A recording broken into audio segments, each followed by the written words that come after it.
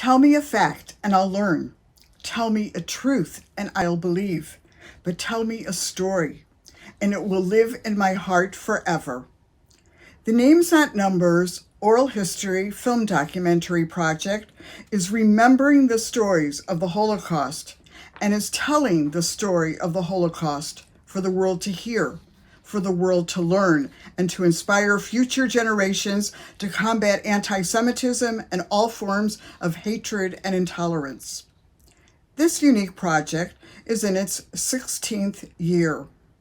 Over 2,500 survivors and 6,000 students have participated in it worldwide. The students were instructed by teachers and professionals. They learned interviewing techniques from journalists. They learned filming techniques and editing skills from documentary filmmakers. The students interviewed, filmed, and edited the 2-hour interviews with each survivor to make 20-minute oral histories that are compiled in the Names Not Numbers documentary at the school. You're about to view the documentary Names Not Numbers, a movie in the making. This film chronicles the students as they are being trained by the professionals and includes their reflections. In it is embedded approximately 10 minutes from each interview. This is the students' work. They're filmed and edited interviews. Through this project, our students are preserving history, and they are the witnesses to the witnesses.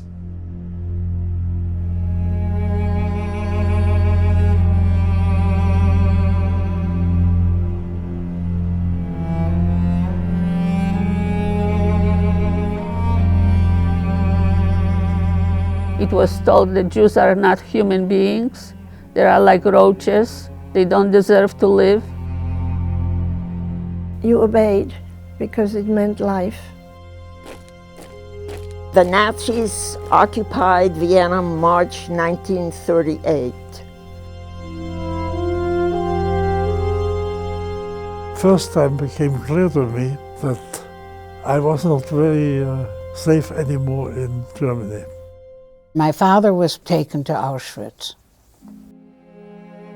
My father stood in front of me with my mother, and he said, "We don't know what's going to be. One of us has to live. You're it."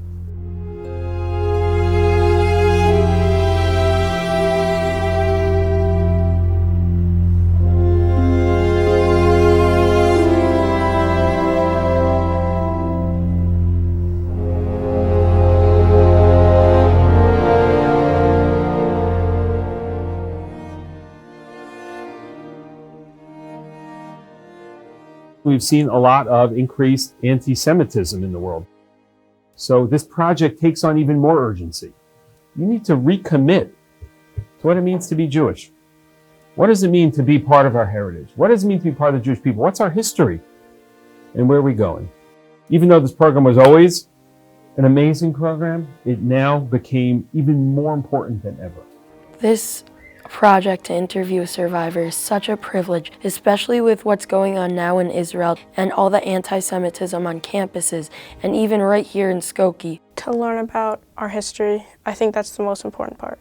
I want to get the full picture of actually what happened. This opportunity is, I feel like, a very big privilege because there's not going to be many survivors left. Soon they won't be around anymore, and then the stories are going to be lost forever. And I think it's important that we hear them. We need to hear these stories from the survivors because we are living in never again right now.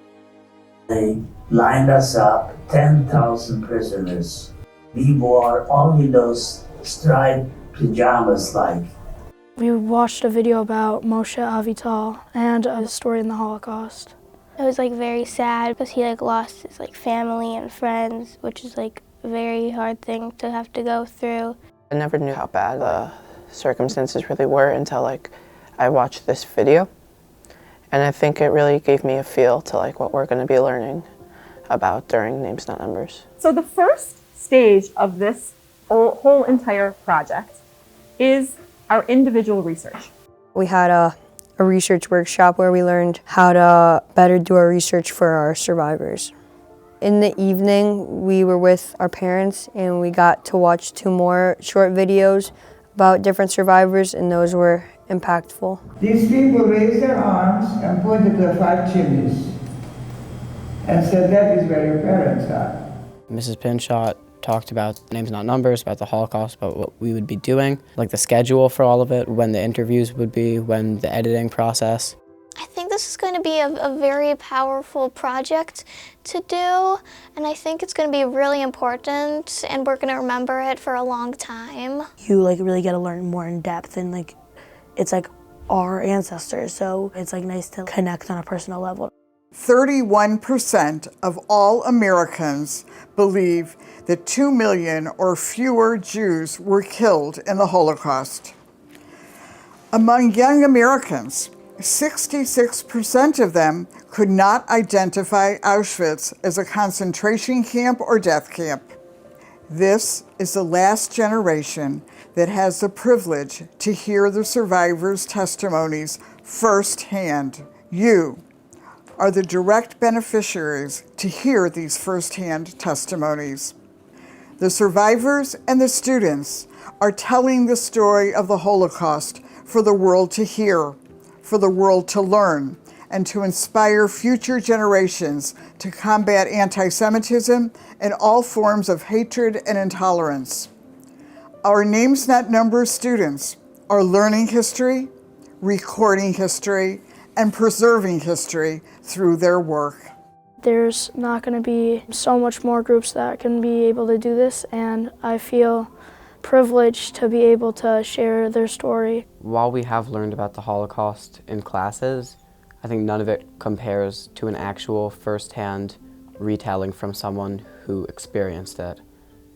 We got the opportunity to get a journalist session from Jacob Magid, who writes for the Times of Israel, and he gave us a lot of tips and tricks about interviewing. The most important thing I would say to focus on when you're preparing for these interviews is research.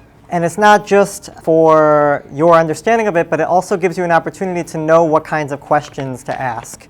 He told us how to build connection, you usually have to do research first about what they went through and where they were at the time and ask them about their family. The goal of the questions are to try to get the best answers you can from the people you're interviewing.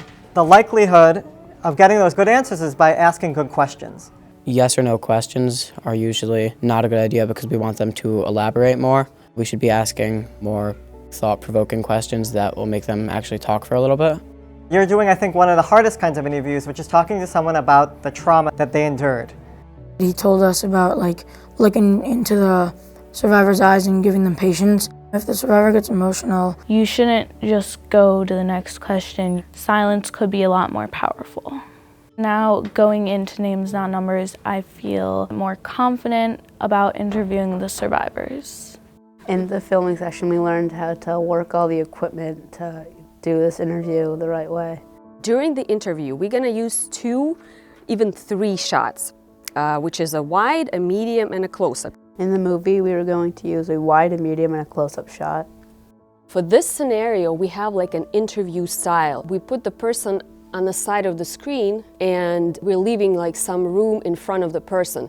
And we let the viewer know that there is someone sitting, in front of him, and he's talking to someone. The rule of thirds is lining up the person 2/3, so basically you can see their whole face while they're looking towards one direction. We make sure the subject is in focus by turning the focus ring until the red lines are on the person. I really did not know how to use a camera, even what it looked like for how to use it. So it was really cool to see how to make it move and how to make the focus bigger and zoom in and zoom out. I like working with the cameras because I thought I was able to figure it out very quickly. It was pretty easy to operate, and I thought I was pretty good at it. Today we visited the Holocaust Museum in Skokie. The visit at the museum today was very powerful. It was very intense, a lot of visuals that you could see about what people went through. The most impactful part of this tour was the Auschwitz exhibit. As the great-grandson of a living Holocaust survivor, I saw the picture of the Hungarian Jews who were taken to Auschwitz in May of 1944, and I know my great-grandmother was one of those Hungarian Jews. That's a picture of my grandmother. Her name was Ray Kushner. It was very interesting to hear how her relatives challenged us through the Holocaust. We had a session with the German interns who work at the Illinois Holocaust Museum, and they described their families, their experience during the Holocaust, and what it's like living in Germany today. Visiting the Holocaust Museum gave me more information about what happened and more detail that I would have known for Names Not Numbers.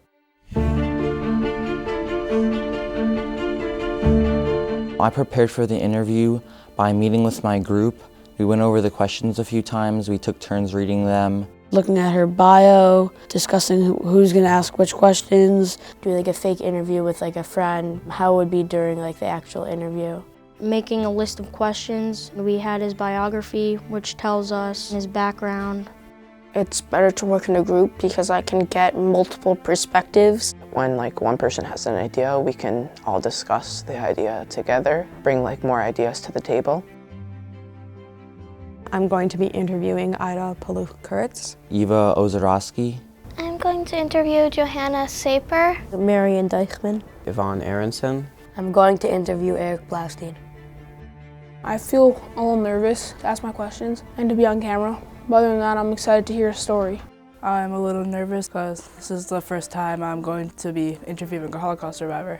A little nervous.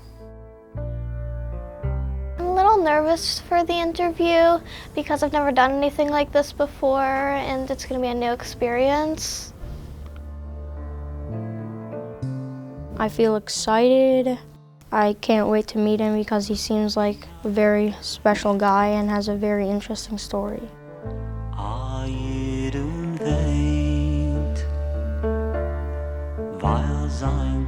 My name is Marian Deichmann. I was born November 18th, 1932 in Karlsruhe, Germany. My name is Eric Blaustein. I was born on the 19th of September 1926. I was born in the city of Chemnitz, which is in the province of Saxony in Germany. My name is Johanna Franklin Saper. I was born in Vienna, Austria, May 3rd, 1927. My name is Eva Ozorowski.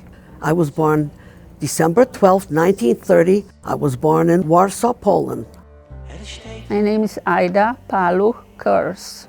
I was born May 3rd, 1939 in the city of Sosnowiec in Poland. Yvonne Aronson. I was born in Brussels, Belgium, April 5th, 1939.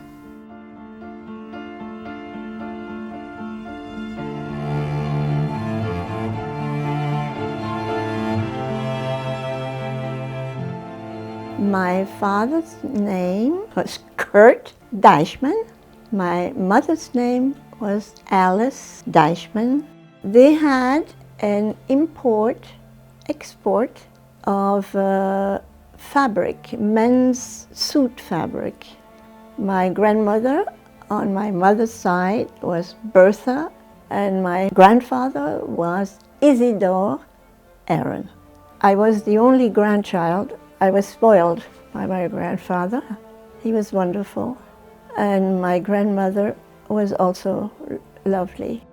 Like good German Jews, they were German first and fought in all their wars, and Jewish was their religion. And so they first did not believe that this madman would take power. My family had to leave when I was 16 months old, and we went to Luxembourg.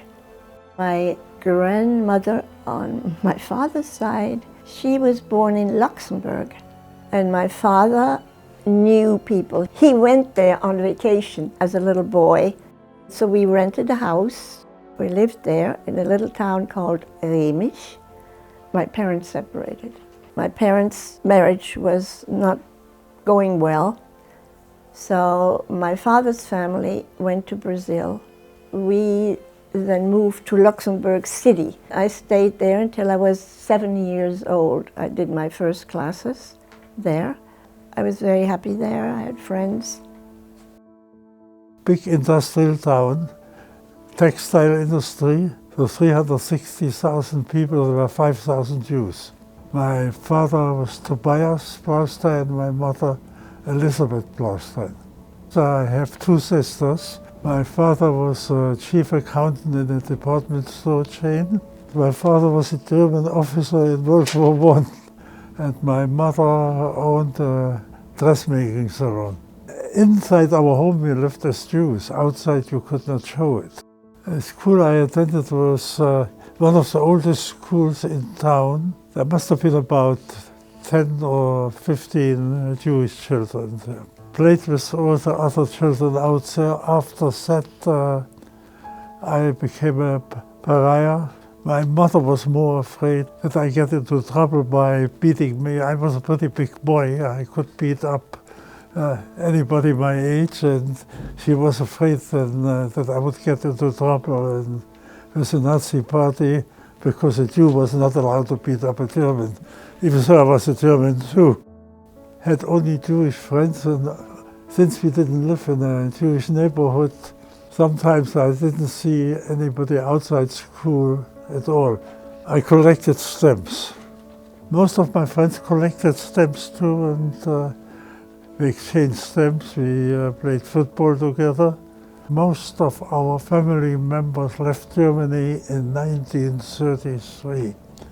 My father was the only one who believed he was a German and stayed in Germany. Charlotte and Moritz. My mother, she was a very good cook and she did some catering. And my father had a business where they figured out the rates for the traffic on the Danube from Austria to Poland. They were not very religious. I'd never met my grandparents. They died before I was born. I had two older brothers who took me with them all the time. Their name was Joseph and Harry. We lived in the 7th district, which was more, not integrated, but mixed. But there were Jewish people. We knew them, and we lived in a big apartment house. My father was Hersch Mendel Buchblätter. My mother's name was Beila Dambrus Buchblätter. My parents were loving people. They took care of me, good care. My father went to Warsaw and learned to be a watchmaker. My mother, she made hats, fancy lady hats and all that. When I was 3 months old, my father left Poland and wound up in Lisbon, Portugal. He was trying to emigrate to Brazil. For 3 years, my mother and I lived with my mother's sister, my Chacha Paula. My Chacha Paula did embroidery, and my mother fixed hats here and there and survived on that because I don't think my father was able to send much money. My father got stuck there because his money ran out. He couldn't get to Brazil. And being a watchmaker, he started fixing watches. And it took him 3 years to raise enough money to be able to send it for us and send for us to come to Portugal. I arrived in Portugal at the age of 3, and that's when my memories begin. We came on a train. It was one of the oldest neighborhoods in Lisbon. 7th floor attic apartment, no elevator, because it was very, very, very, very, very old. We lived in the attic. We were not in a Jewish neighborhood. I loved it. And I used to sit on that windowsill and practice my violin with a nice fresh air behind me. The people where we were living did not know we were Jewish. We lived like Marranos. That's a Spanish word that means pig. In school, we got Catholic education. I learned the catechism. I can still cross myself if necessary. How was I treated? The way every other child was treated. They didn't know what I was. We couldn't go on a regular. We were not Shomer Shabbos. In fact, my father would have probably lost his store if he got open on Saturday. Sunday is when they closed. Because, as I said, we live like Marranos, which, away, hidden Jews. My mother's name was Esther Weintraub Paluch, and my father was Chaim Laser Paluch. My father was a tailor, and my mother was housekeeper. My sibling's name was my older sister, Genia, or Gittel, and my twin brother, Adam. We are a very close family. My mother had 13 siblings, 8 sisters, 5 brothers, and they were all in the area. Sosnowiec was a coal mine production city. Mainly people were into the industry of coal mining. And people like my father were the one who supply, clothing and regular stores. My grandmother was very religious. So was my mother, Shomer Shabbat. My father was not. My mother's name was Ilse Breyer Knopf. My father's name was Ladislav Knopf. My mother was born in Vienna, Austria. My father was born in Budapest, Hungary. My mother worked for her father as a office manager and secretary. She spoke English, so she did a lot of translation. My father, I believe, was in the real estate business, but that all became academic. My grandmother was born in Vienna. I did not know my great-grandfather. I did know my great-grandmother lived until I was 12 years old, and we were very, very close. I didn't have a relationship with my grandmother until I got to America in 1947, because she had been born in New York City and was an American citizen, so my mother forced her to leave Brussels with the intent of getting us out of Europe. It didn't quite work that way. When Hitler struck in 1938, my mother was engaged to be married and saw to it that both sides of the family left Vienna, and they went to Brussels because Brussels in '38 was neutral. It was a corner apartment building, 4 floors high, and we had a very large apartment on the 4th floor. My father's father, my grandfather, would come and visit us, and just usually before Shabbos. And when my mother went to light candles, she'd always find a precaution, a couple of cents underneath that he had left. We were not Orthodox, but we were observant. Hanukkah. What kid doesn't like Hanukkah?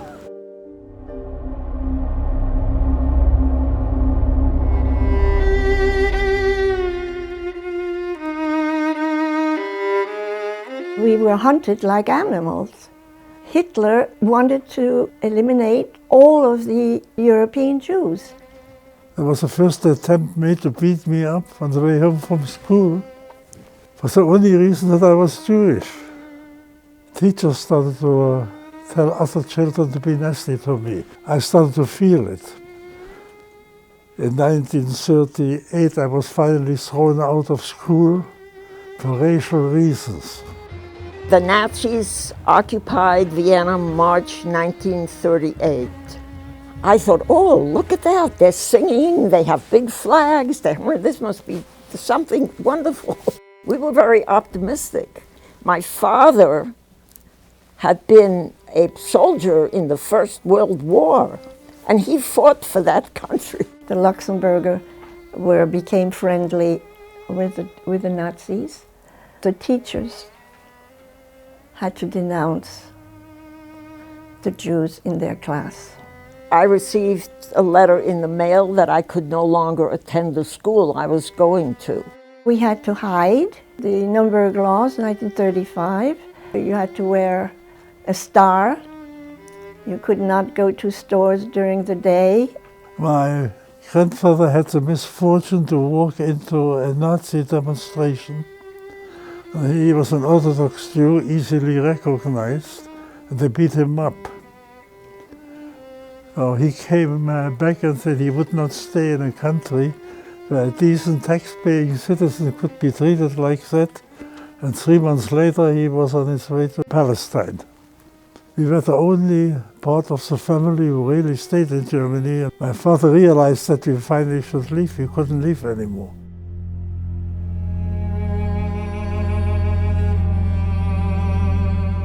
Kristallnacht I remember very well. My mother went with me into town and I saw the whole destruction. First time became clear to me that I was not very safe anymore in Germany. There was a banging on the door. There were two soldiers. They were dressed in the Nazi uniform and they both had rifles. And they walked right in. They didn't say anything. And my mother, she was shaking when she held my hand.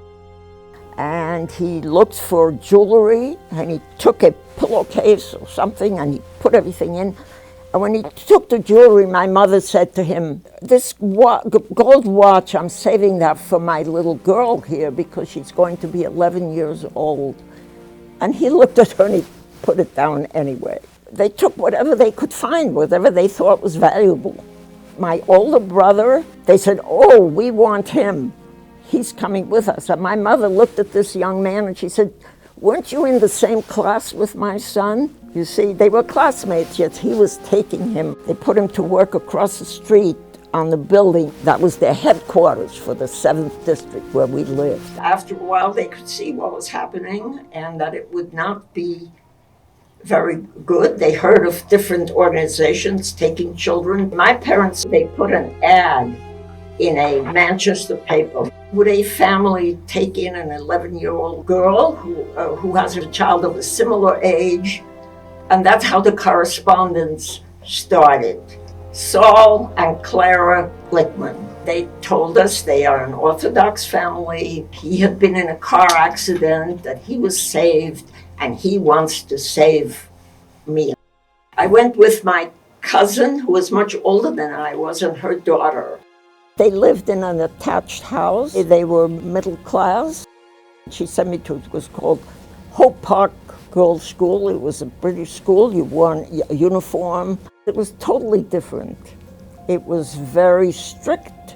You had to put your hands on your desk like this, and if you didn't obey, they had a cane and they hit you. And I was scared most of the time. We left when the Jews had to leave Luxembourg. Jews couldn't travel. They had to hide, they had to walk. My mother, she knew a truck driver who accepted us. I was 7 when we left for Paris.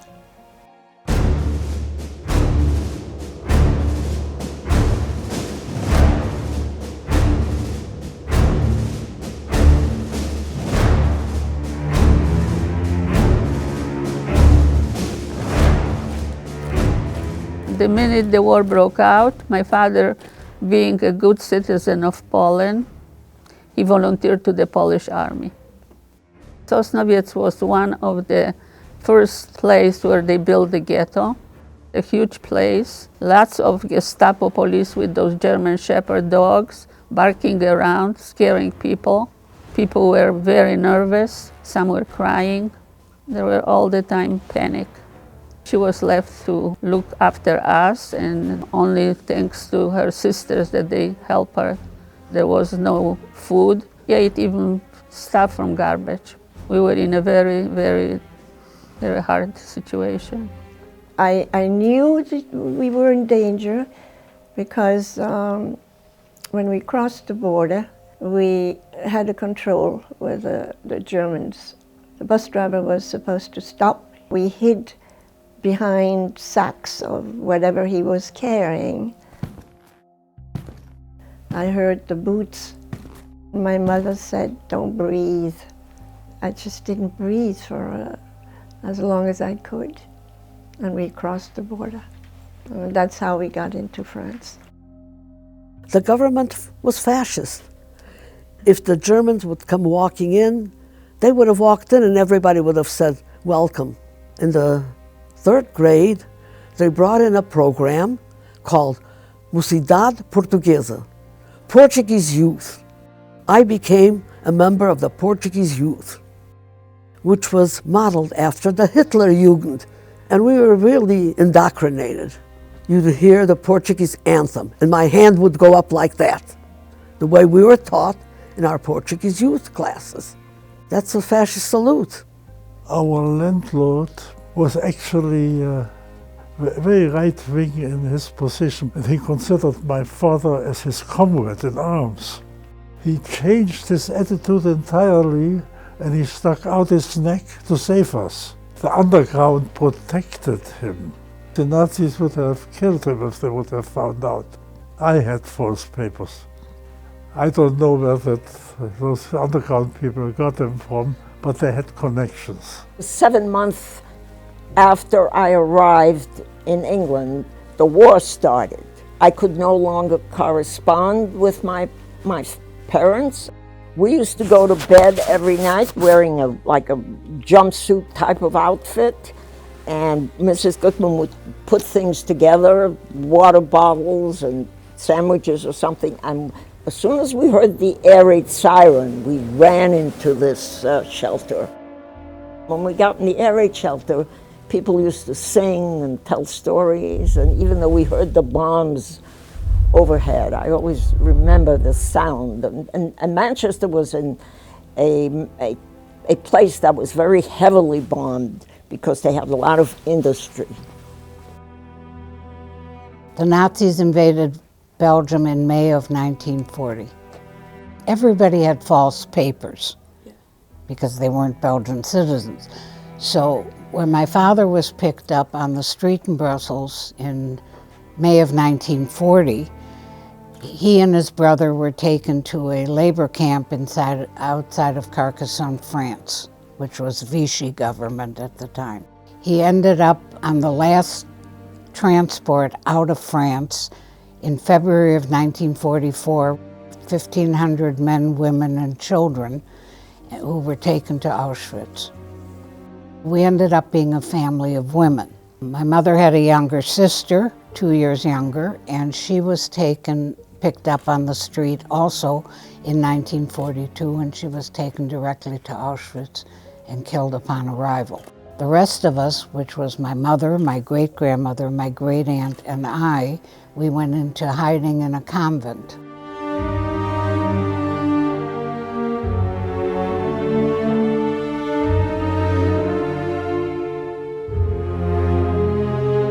Anybody who was in a ghetto had to wear this armband with the name Jew, which meant Jew. If you didn't wear it and you were out of the ghetto, you were shot.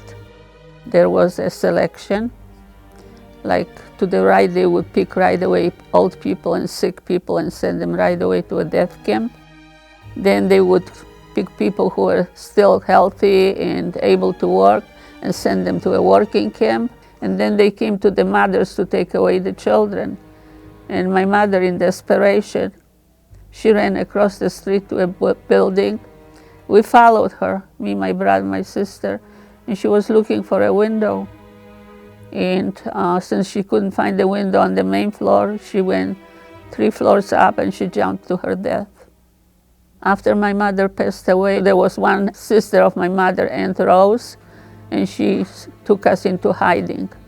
One day I was walking by the barbed wires of the ghetto with my aunt, and from outside a man called her name Rose. He was a Catholic Christian man who used to work with her. His name was Wilhelm May.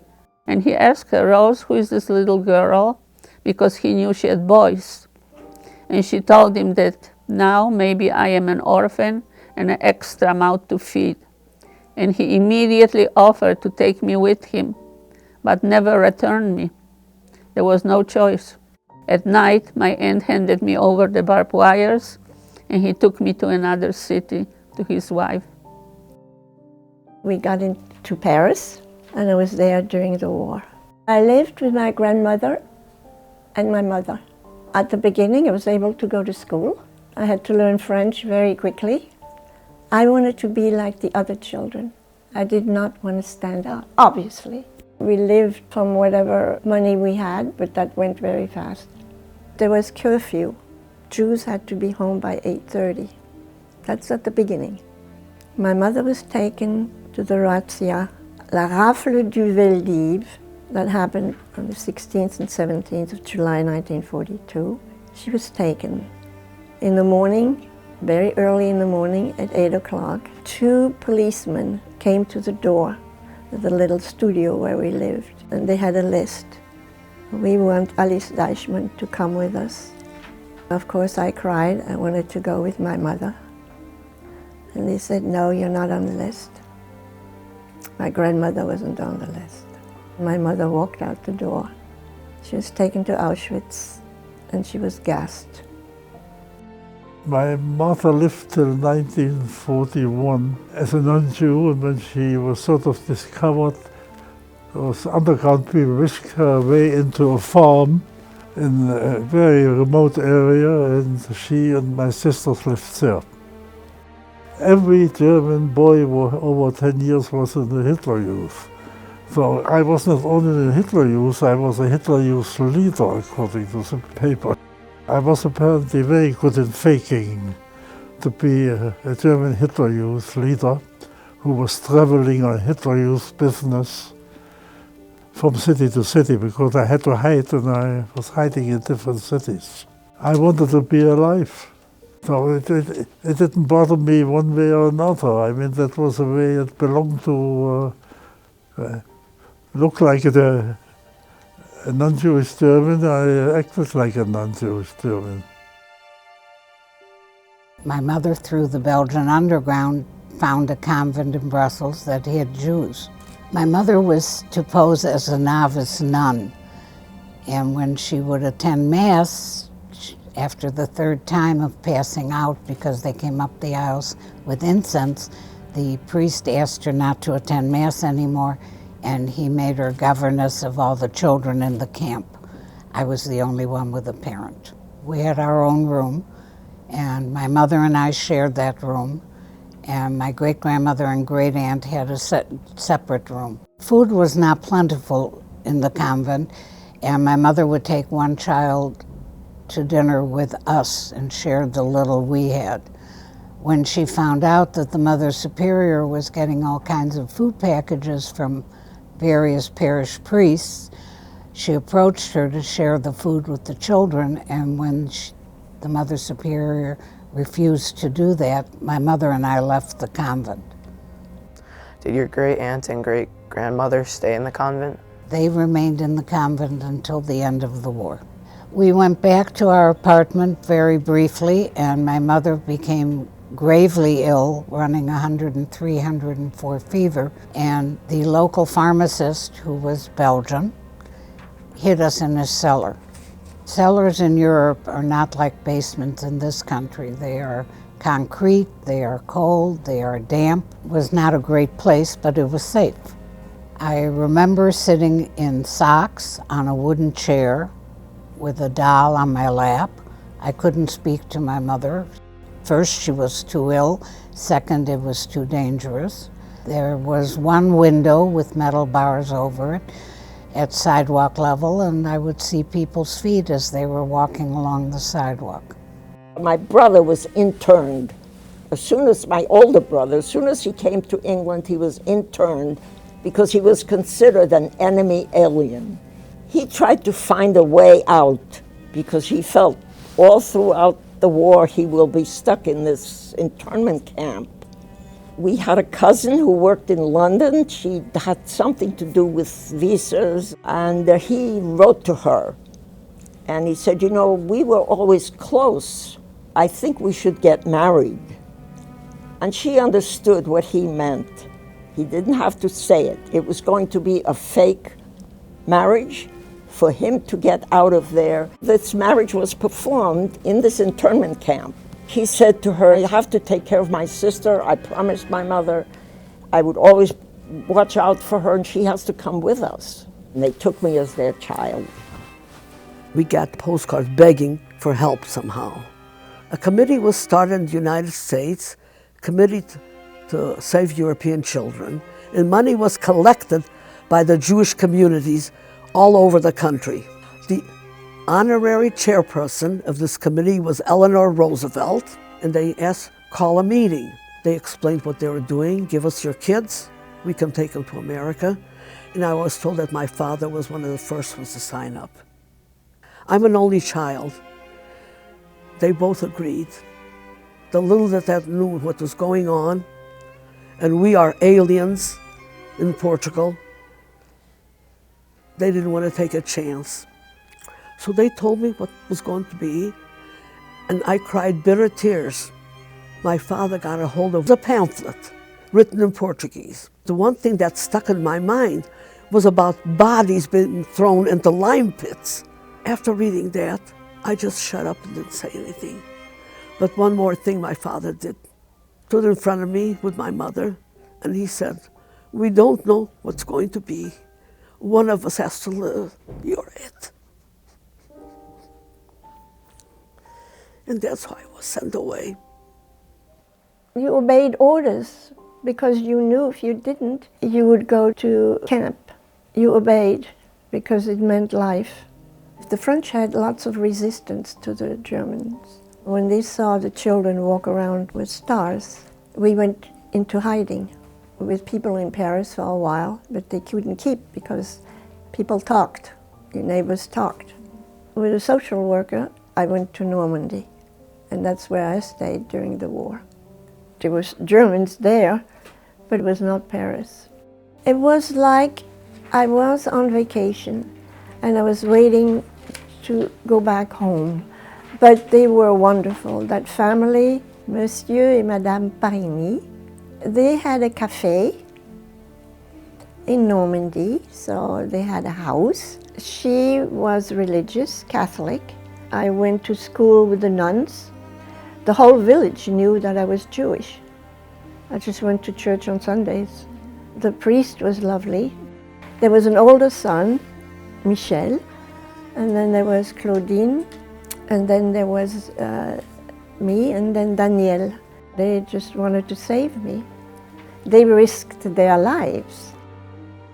My Polish mother told me that, first of all, I did not speak Polish. I spoke Yiddish, so she had to hide me from the neighbors. And they had to change my identity, so they baptized me and pretended that I'm their child. They changed my name from Aida Paluch to Irena Mai.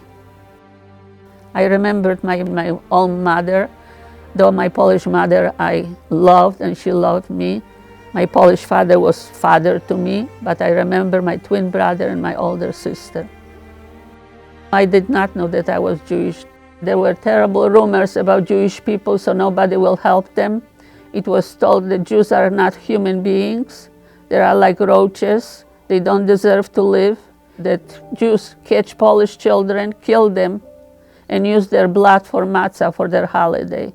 Of course, I was scared of the Jews, but I didn't know any Jews. But just the rumors made me scared of Jews.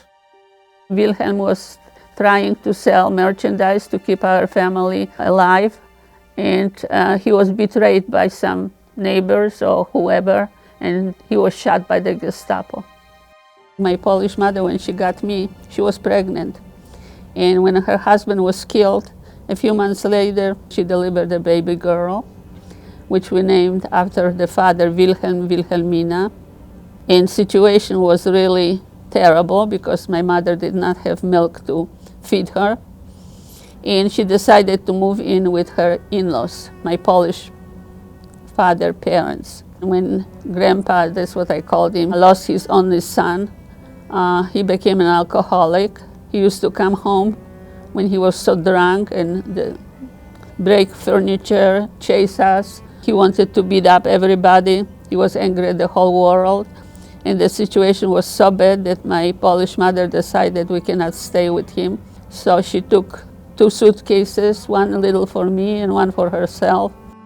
And we went on trains selling cigarettes, alcohol, tobacco, whatever we could. So most of the time we were on the trains during the war.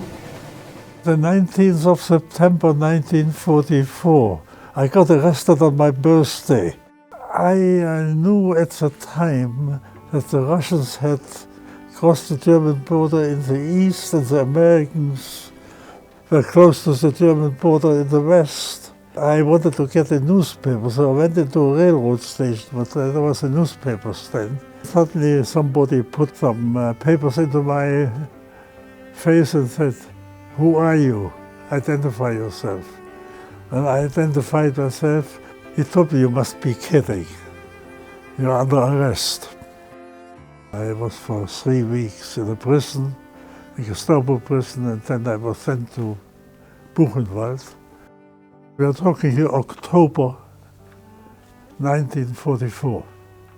I actually died a few hours after I got to Buchenwald. They had a dead body there of a fellow who was about my age, a little bit older. He was from southern Tyrol, actually an Italian citizen. They took my number off, with that number off, and suddenly I was Luigi, a Tyrolean. I was not anymore Jewish. The next morning they put the body out, Blaustein instead. I was sent to an outside camp for construction work. Most of the time it was winter. It was pretty cold, we didn't have any warm clothing. We were continuously hungry. People died left and right. They had problems with Italian prisoners of war. And I thought it would be my end because I don't speak Italian. But there was an Italian master sergeant and he told me, don't worry. Talk in a gibberish of that sounds like Italian. And I will say, see, I speak German, I know what he says. We will never turn you in. I knew that saved my life, actually. And on top of it, I didn't have to work so hard. I was a translator. My mother recovered. We went back briefly to our apartment, and then again through the Belgian underground. She found a widow with an adult son in a suburb of Brussels, and the widow was willing to hide me. Jean Stevens, and her son was Charles, but he was an adult. When I got to the widow, I was almost 3, and I was there over 3 years. Very, very protective, very kind, very caring. They were exceptional people. I was living in an adult world. By the time I got to the widow, the Belgian friend that had given me the doll had given me 5 children's books to take into hiding. Twice a week, she took me to the local cemetery to tend to her husband's grave, and that was pretty much my outings. My mother was living in Brussels proper. She got a job as a receptionist for a Belgian dentist. We took the boat from Scotland. It was during the war, everything was blacked out.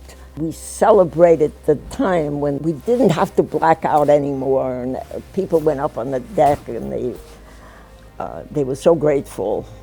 My cousin and I were walking along the deck on the boat. She said the name Hirschbein was my family's name, and now she married my brother, she would have to take that name. And she said, I really would like to change it. And I said, you know, this Benjamin Franklin, he was a very famous American. What do you think of the name Franklin? We decided we would all change our name to Franklin.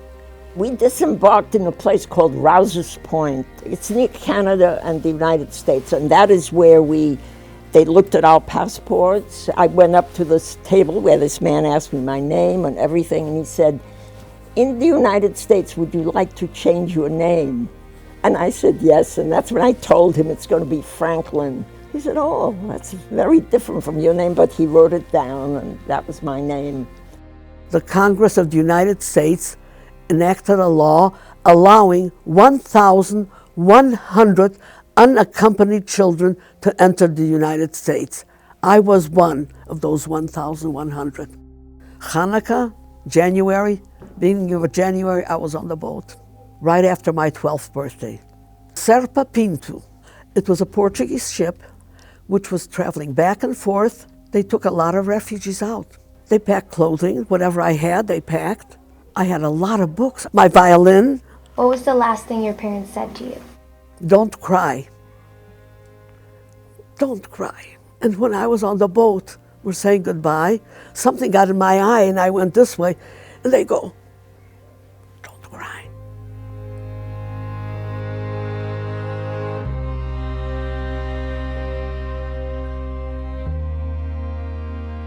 The journey took 3 weeks when it used to take 1 week, because there were U-boats underneath and Luftwaffe going above us. And it was scary. My mother came out every Sunday to see me, and one Sunday there was a streetcar strike, and I was told she wouldn't be able to come. I remember sitting in the front hall of the house with the doll on my lap, insisting that she would come, and she did. She walked 15 miles, and she never missed a Sunday in all the years I was in hiding with the widow. How long were you in the concentration camp? 5 months, which is, by the way, was the average lifetime of an average prisoner. I became apparently their project of resistance to the Germans. They wanted to keep me alive, and they did. We continue with selling the alcohol and running around, all kind of cities in Poland. And many times when we were on the train, there were airplanes flying and throwing bombs. So we had to stop. The train would stop. We hide into ditches. Then we come back on the train, and some people were killed and maimed. I mean, times were horrible when I think about it as a child. Always scared. People are starting to hear rumors that even the Russian army might come and help. And one day, all the Germans in our town left the town, and it was very, very quiet. The British dropped leaflets saying that you will be bombed. We packed our bags and we left. We went to the countryside where he had a brother who had a farm. I remember Daniel and I being in a field, and you could just hear the bullets coming by. It was a very foggy day. They just dropped their bombs and you didn't know where they fell. So that was very scary. That was the Americans having to bomb, and then the tanks came. It was full wartime. One night the farm was bombed and the roof was taken off. We had to go down in the trench. We stood there during the bombing, and we listened to the BBC in code, but it was reassuring that they were there.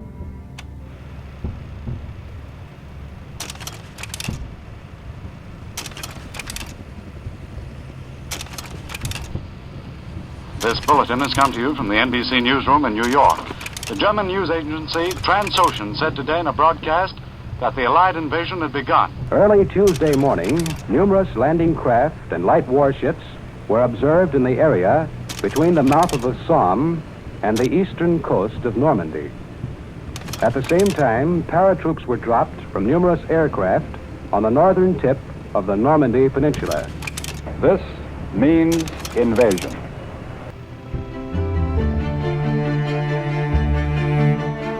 All the people were celebrating, kissing and everything. We hear music, and here comes tanks with the Russian army singing, and everybody is so happy because now we are liberated. I remember feeling relief and happy that I was finally able to go back to live with my mother. Actually liberated our own camp 2 days before American troops arrived. We had a big contingent of French officers in the camp, and they somehow had collected arms all around the camp. The German army was dismantling, and then attacked the guards which had not run away yet 2 days before American troops arrived. So within the camp we were already 2 days earlier free.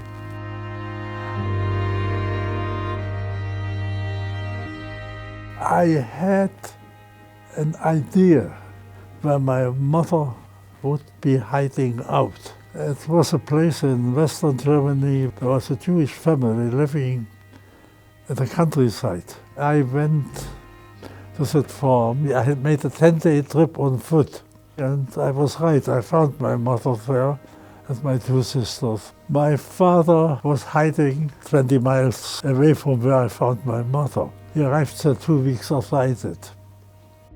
We were suddenly free, and I was a free teenager. So I decided, okay, we'll become an engineer, and I studied at the Technical University of Hanover. I left 9 days after I graduated for Israel. I got to Israel by going to Bergen-Belsen, getting false papers. Went from Bergen-Belsen to Marseille. There on a ship. Got within 5 days to Haifa. from the ship into the army. I was leading a troop of about 70 other Jewish guys from Germany to Israel. And after about 3 weeks of army training, I found myself in the front line as a soldier in the 7th Brigade, Chava. I was 2 years in the army.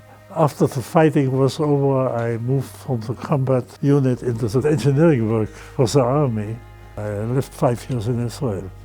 My wife's name was Zipporah. I met her in the Israeli army. She was the secretary of my colonel. I went back to Paris. My Uncle Paul came to get me. I was happy to be in Paris, but I was sad to leave the family. And of course, waited for my mother. And my mother did not come back. They were shooting on the streets. So you could see in the houses, holes. They were the resistance. There was door by door shooting. Some of the Germans hid inside the buildings. I left to come to the United States in 1947. The German left, and when my Polish mother found out about it, she told them that she saved a Jewish child, and the only thing she wanted is an apartment, so we won't live with this crazy, dangerous grandfather. And they really gave her an apartment under the condition that she will bring me to a Jewish temple in the evening and I will learn about my roots. I got scared. I thought those must be the Jews. You know, they're gonna kill me and use my blood for matzah. One lady, she decided that she's gonna take me to another location. So she ordered a horse and a carriage, and when we were outside, I started to scream, "People, help me, help me." And I jumped out of the carriage and I ran straight to grandfather. Why did she abandon me? So I stayed with my grandfather. My Aunt Rose, before she died, she sent messages to anybody and everybody she could that if somebody survived, they have to go to Częstochowa and find me. My 3 aunts came to Częstochowa. They went to the Jewish organization and told them, "We want to see Ida. We suspect that she's our niece." The minute they saw me, they recognized me because at age 6, I looked like my older sister when she was 6. So my father came to Częstochowa. When I look at this man, how could he be my father? My father was buried in the cemetery. Who is this man? And my father, with tears in his eyes, he took out from his wallet a picture, showed it to me and said, "Do you recognize this woman in the picture?"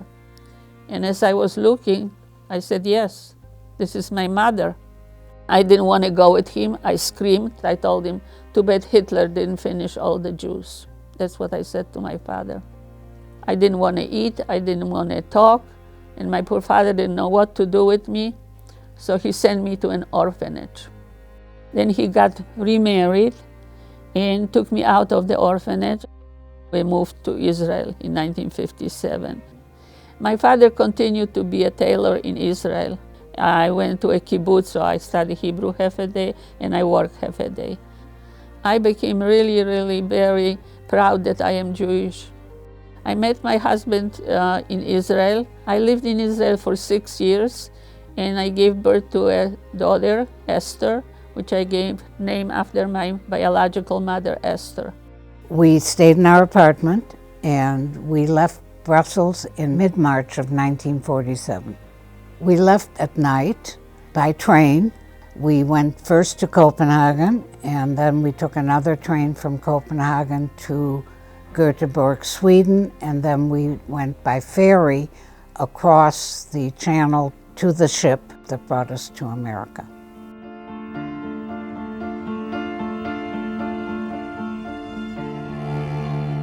The ship was named the Drottningholm. We were on the ship almost 2 weeks. I came on a boat called the Marine Jumper. It was a victory ship, but about a week to cross the ocean. In 1954, we were one of the last people who came on a ship. I was seasick. It was very rough across the Atlantic. I was seasick the entire time. I did not keep a meal down until the morning that we sailed into New York Harbor. I came for the interstate highway program. I came here on Thursday, and on Monday I went to work.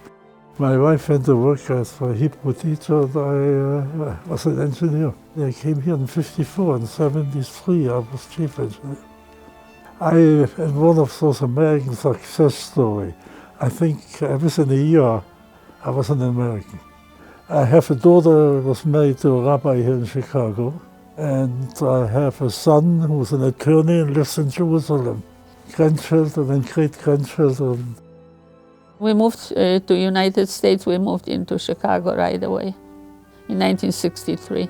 My 3 aunts who survived out of the 13 siblings lived in Chicago, and they sponsored us. My father remained in Israel. I was very anxious to learn English because I needed a job. I needed to Americanize and make sure that my daughter will have a better future. I didn't want her to forget Hebrew, so I signed her up here to Hillel Torah, and she still knows Hebrew. A Jewish newspaper where its big headline, Polish children of Holocaust still searching. There was a picture of a young man, and when I look at the picture, he looks so familiar to me. Is it possible, that I found my brother?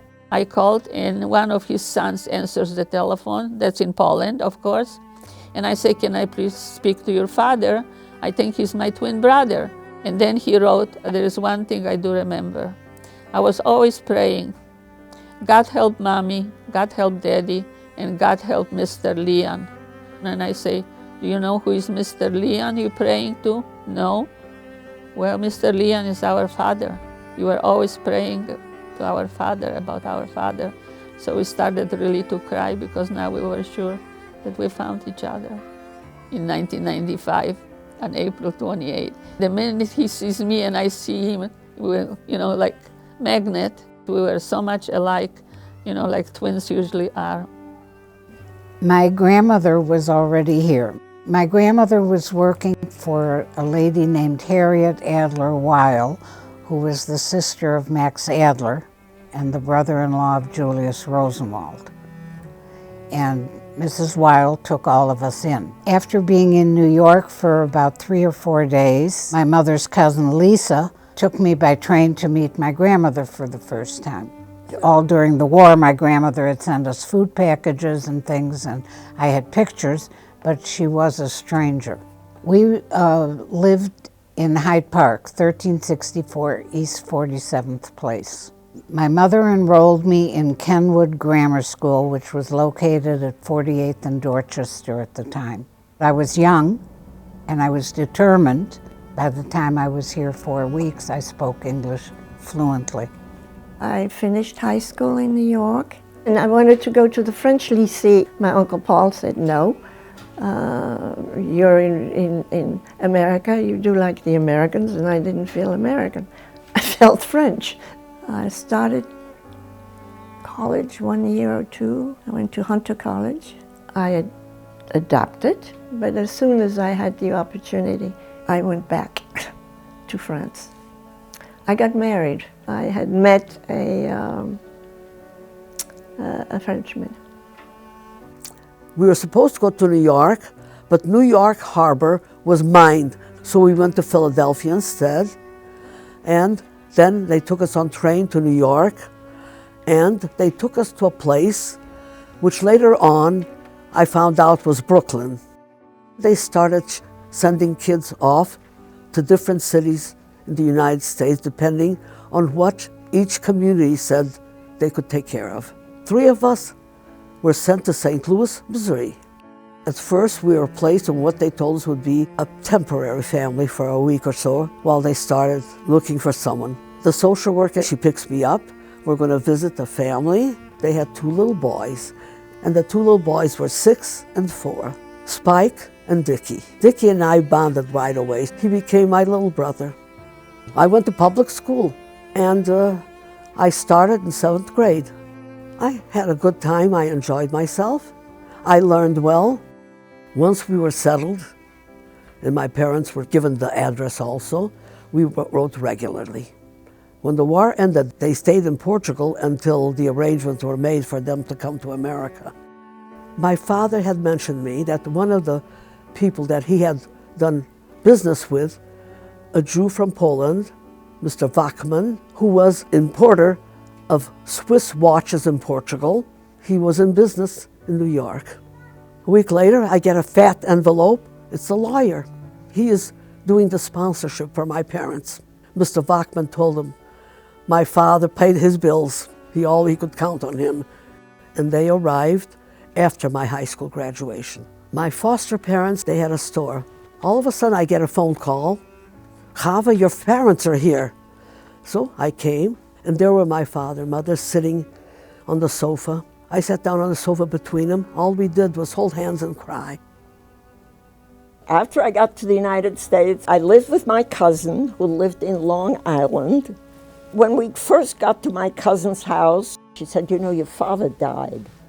She said, well, we don't want to talk about it too much now. So just forget all about it. We're celebrating the fact that you're here, and just forget about it. That was not exactly the way to tell a child that her father died. It took years before I actually found out how my father was killed. He apparently was kicked in the head or something in the street. He did die in a hospital. I finished college. I was an occupational therapist. I worked in a children's hospital, and then I went to Rockland State Hospital, which was a very, very large psychiatric state hospital. And there was one man, he was entertaining the whole group, and he was a pretty well-known psychologist in New York State. We were married very early, very quickly. I went with him to California. He went to school, and I finished my practicum at another hospital, at a VA hospital. What happened to your mother? I heard from my mother for a brief time, and she wrote to me every single day. My father, he was apparently lying in the hospital, but he had not died. And she was very much in conflict.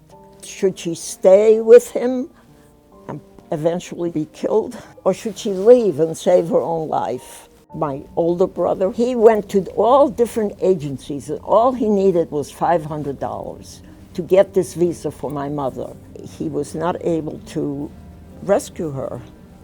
I received a letter from the Red Cross. This was so many years later. I think I was 60 years old at the time. And they said, we want to tell you that your mother, Charlotte Frankovich Hirschbein, was taken to Mali Trustinek, which is near Minsk, to an extermination camp.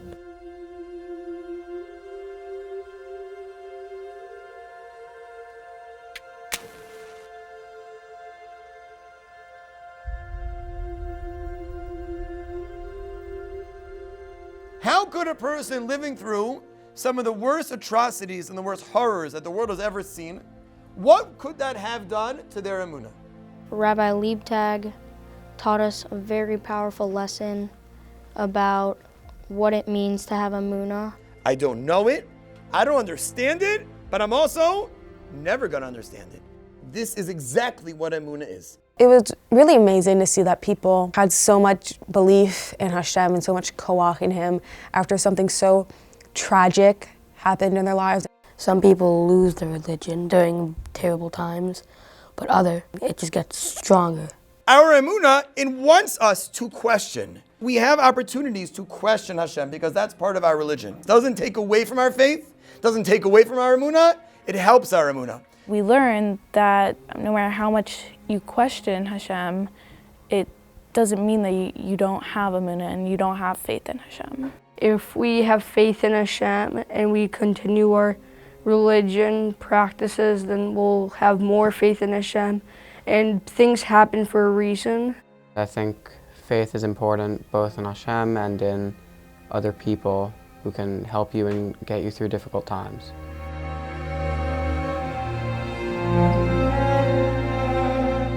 Cherish your freedom, be strong, be an advocate.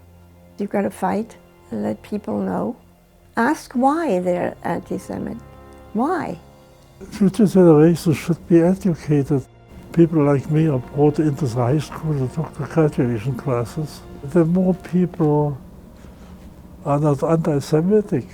Our main goal is education. Education, education, education. Be careful who you vote for. I really think you have to be very careful what people say because they mean it. As a child, I always thought, you know, Hitler sounded so, what all the good things he was going to do for people when he gave his speeches and thousands of people came. Don't keep your eyes closed. Open your eyes what's happening. Listen very well if it's right or if it's wrong.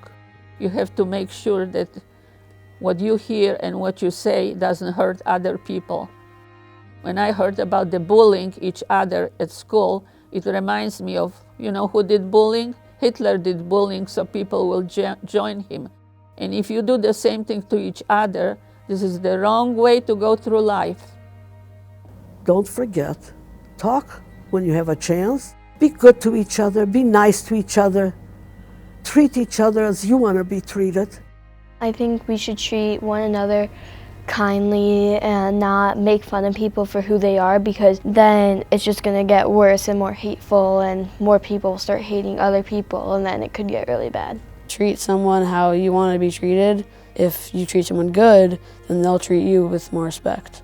We should all be accepting of our differences, treat each other with kindness and respect, because otherwise there's going to be hate, and hate causes bad stuff to happen.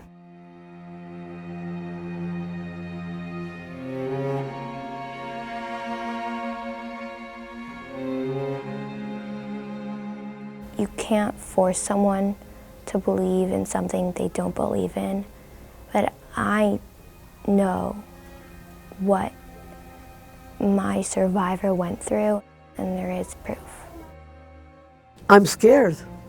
I'm scared, honestly, and I don't know what to do, except what many organizations are trying to do. As a Jew, it's insulting to hear them deny it when all this did tragically happen. We don't need to combat it. We just stay Jewish. We just don't let it affect us. We have Israel. That's all that matters. If there had been an Israel, more people would have lived through the Holocaust. There would have been a place to go. That's why it's our homeland. Never again. I'll do anything to tell the story of not only of my mother, but as you know, 6 million Jews. 6 million Jews.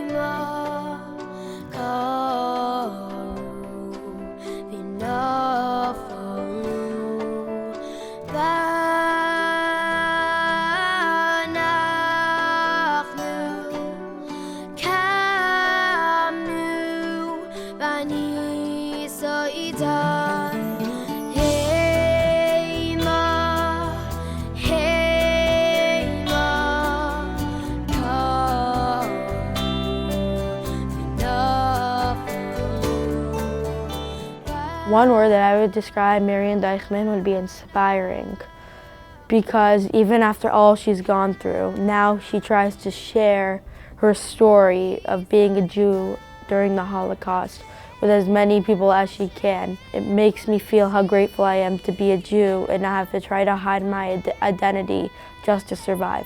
If I could describe Joanna Saber in one word, it would probably be fearless. Really appreciate that we were there and also that we could hear her story.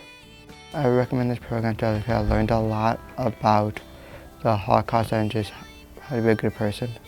I'm grateful to the survivors for coming in and sharing their experiences with us. I want to thank the survivors who took their time to come and get interviewed by us and share their story with the world to keep the story going of the Holocaust.